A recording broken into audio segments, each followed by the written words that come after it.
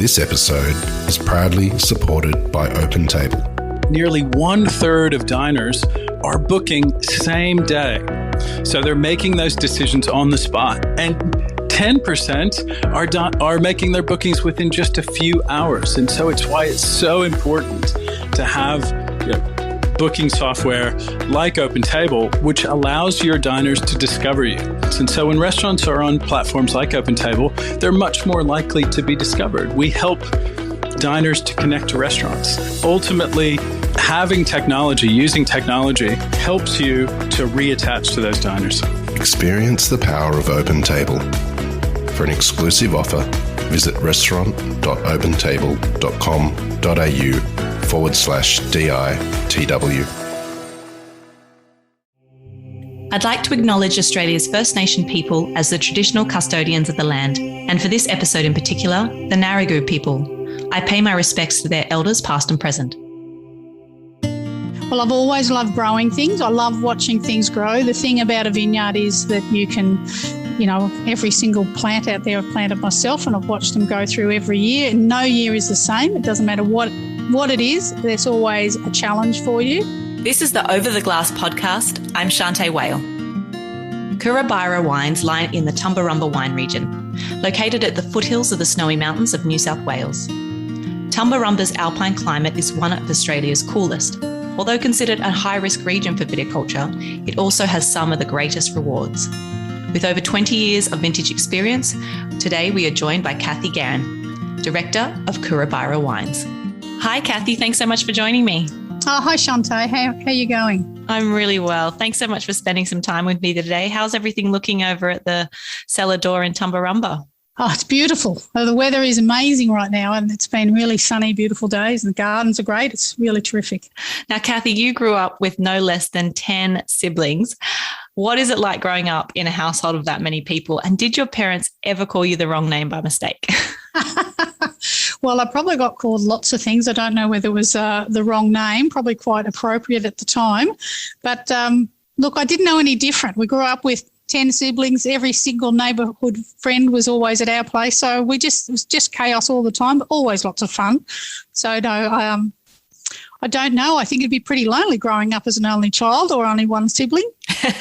It's very true. We always think the grass is greener, but pretty amazing to have so much happening in a household. And I suppose you were never lonely. No, we weren't. It was the boys against the girls all the time. And, the girls usually won. Perfect. Cathy, you've always had an interest in horticulture, not necessarily in grapes, but can you tell me a little bit about the story of how Courabyra Wines came to be? Yeah, sure. Look, my background is horticulture, and I was, studying down in Burnley in Victoria. We came to Tumbarumba on a holiday for an overnight stop, going up to Newcastle, and the weather was rainy up there, so we turned around and came back to Tumbarumba, my husband and myself. And we just decided we loved it here. We spent 10 days of our holiday, went home to Melbourne, and then quit our jobs and moved up. We rented a little property across the road from where we are now. It was $40 a week on 550 acres, so it was pretty cruisy, Tumba used to shut down for lunch for 2 hours, so everything was pretty laid back.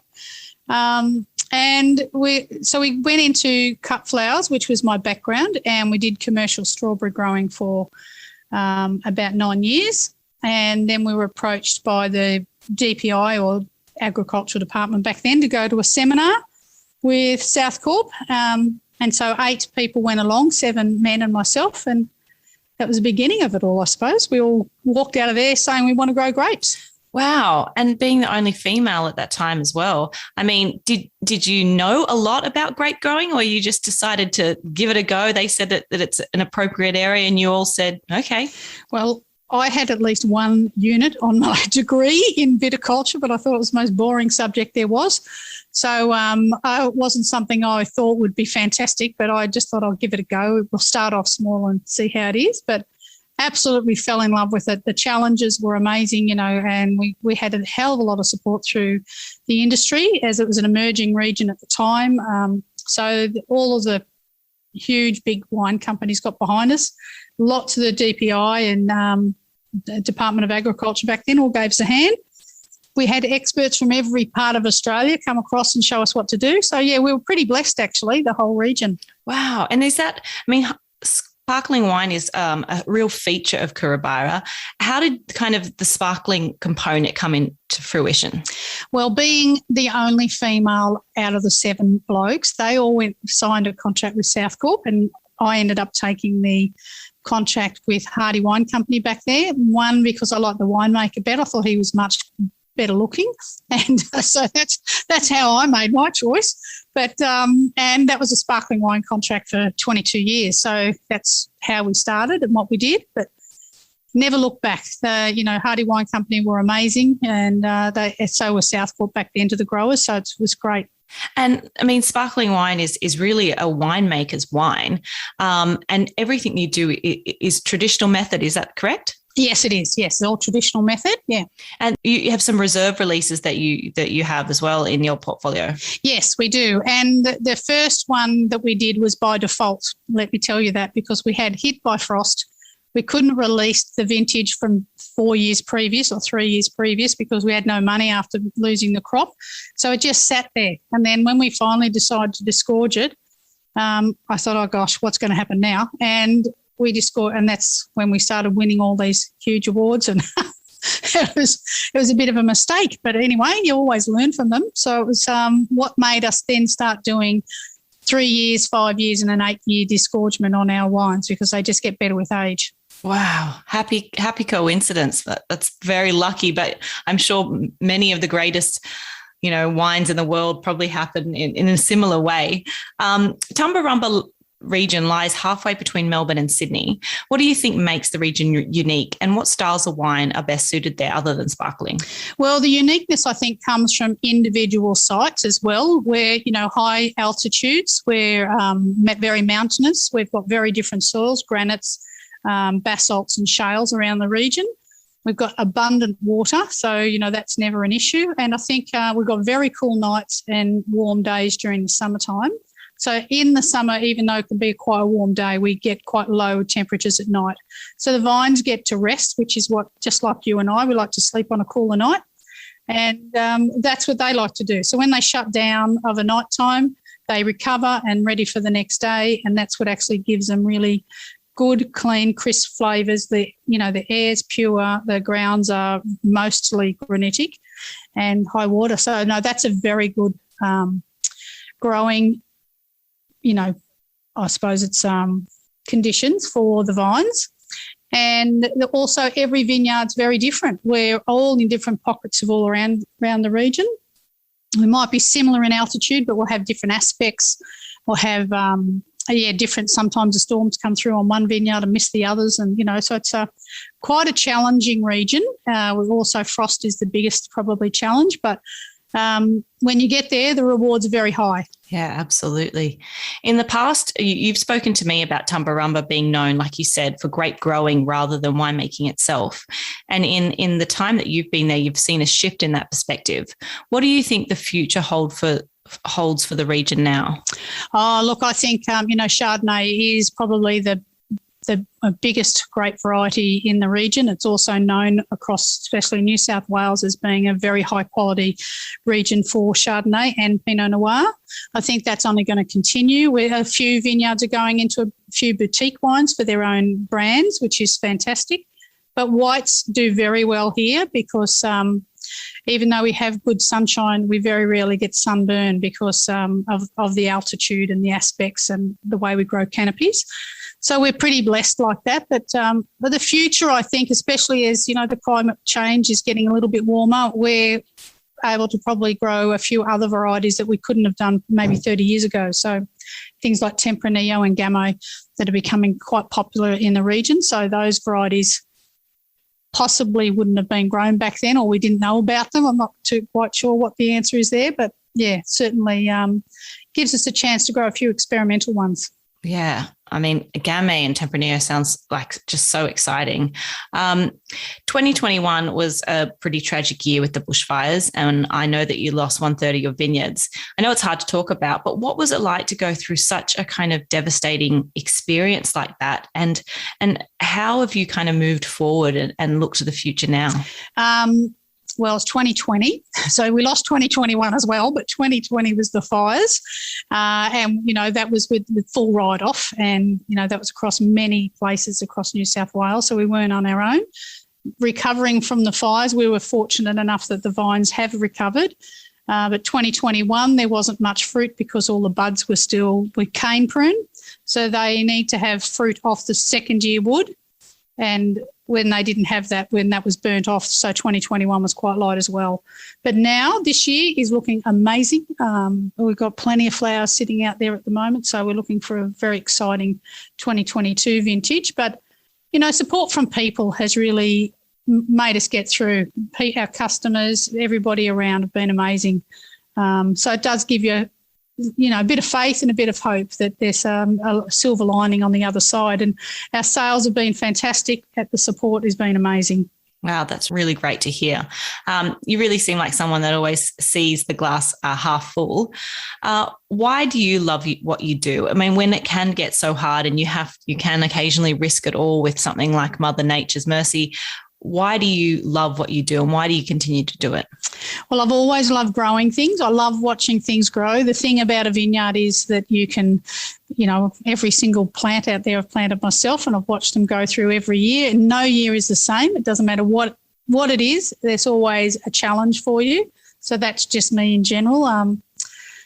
I'm used to probably making decisions quickly, and I think you have to be adaptable, and also you have to give in to nature. There's just things I know initially when we started growing, it used to just break my heart if something went wrong, and I couldn't even walk outside some days when we'd lost a crop. But now I just know that there's something else that's going to, make us change, and that was going into wine and then going into the restaurant to sort of supplement the income, and all of them have been very successful. So I just believe you've got to love what you do, and that's what I do love. I love being out there in the vines, and, I used to name the rows, and I'm a bit strange. I'm very strange, but I love to be busy.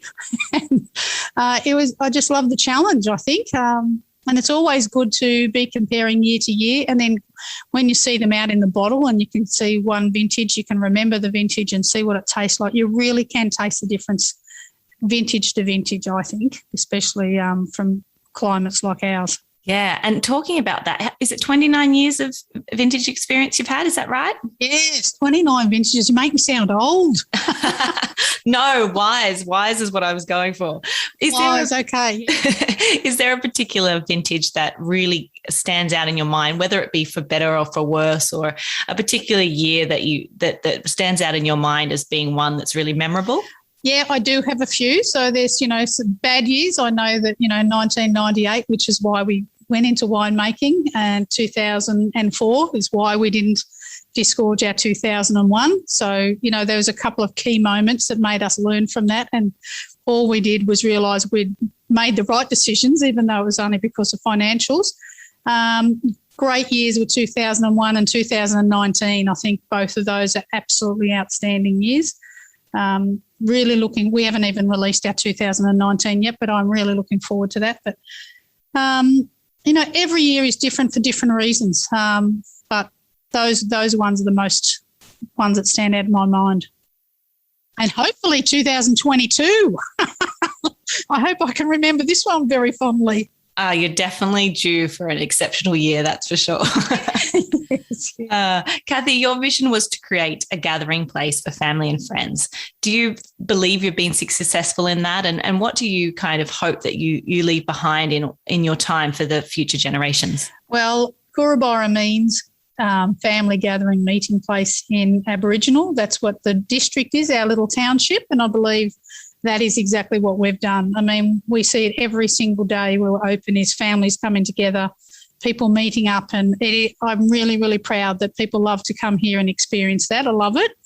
I think to leave in the future, I think is to someone to remember that there was a little grey-haired old lady that loved doing what she was doing because we named the place after our neighbour because she said no one would remember her. She was born and bred here, and, that's something that's very special to me.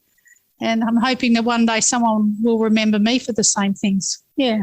Absolutely. Gosh, we've never even met, but I just want to give you like a virtual hug over the phone. We have so many wonderful regions, especially in New South Wales, but all throughout Australia. What do you think if someone's travelling out to Tumbarumba, what can they look forward to as a visitor there?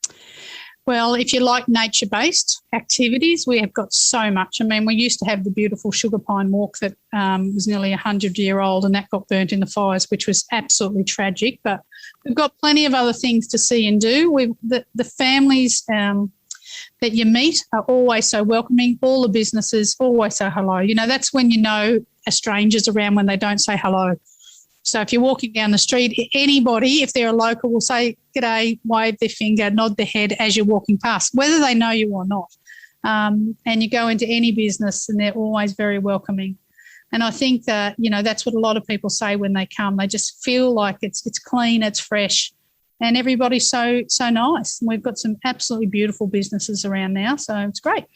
To be a family-run business and for doing what you have for so long, what's the heart and soul of Courabyra in terms of running a business? What's important to you, and how do you keep your team together, particularly through harder years? Well, I believe all my staff are my family. Every one of them, their families, I always tell them family comes first. If they can't come to work because of the family or something, that's the most important thing. We will always manage, even though this weekend we didn't. We're too busy. But we always say their families come first, and they are always accepted as part of our family. We try to treat them that way. I think everyone works really hard and are very dedicated to doing a really good job. So the business, I think, has grown. You know, we've got 17 staff now, and every single one of them, does an amazing job, puts in, and they all seem to love it most days. But yeah, I think it's just like leading by example too, because I will do whatever job needs to be done. You know, I wash dishes most of the time, or cook or do wine. It doesn't really matter. I don't care what I do. I just love hearing people laughing. That's what you can hear a lot. And I love seeing people having a great time. So, and going home not hungry and taking wine out the door always puts a smile on my face. I bet, the simple things. It sounds like you've created a really sacred place at Courabyra in Tumbarumba, and I can't wait till I can head down and stop by the cellar door, which I've heard so much about. But when you're in your happy place and you've got your loved ones gathered around, what are you drinking? If you're having a glass of something, what are those 3 drinks that you would love to drink for the rest of your life? Well, I have to say bubbles, because, that's always been what I think life is about, celebrating. So I love to have champagne or Australian sparkling mainly. But my first choice would be Arras from Tasmania, because I absolutely adore Ed Carr. I think he's the best sparkling winemaker there is in the world. He does an amazing wine. So that is one of them. And then I'd say the Cuvée Consult. So that is by Peter Baverstock in South Australia. She's an amazing sparkling winemaker as well, and she does some beautiful rosé sparklings, and I love hers. And then I'd have to say 805 ours, because I've got so much that I can just drink at any time I like. So somebody's got to drink it, and if it has to be me, it's me. I always said if we went into farming and all the things went wrong, imagine having to eat all your cattle. But at least if you're in winemaking, what you do is you can sit back and drink all your wine. So we're better off. That is an incredible comparison, and it says exactly what you want it to say. I know. What would you rather?